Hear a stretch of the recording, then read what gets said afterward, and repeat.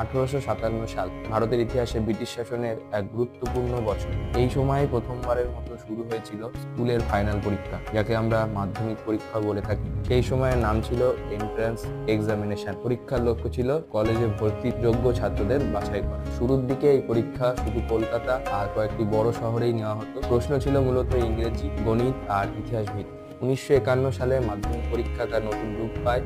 প্রাদেশিক সরকার এটি পরিচালনার দায়িত্ব নেয় এবং প্রায় গোটা বাংলাতেই একসঙ্গে পরীক্ষা নেওয়া শুরু হয়। প্রথম দিকে পরীক্ষার সময়কাল ছিল 5 ঘন্টা, তবে ধীরে ধীরে এটি 3 ঘন্টায় নামিয়ে আনা হয়। 1976 সাল মাধ্যমিকের পরে আরও একটি বড় পদক্ষেপ, উচ্চ মাধ্যমিক।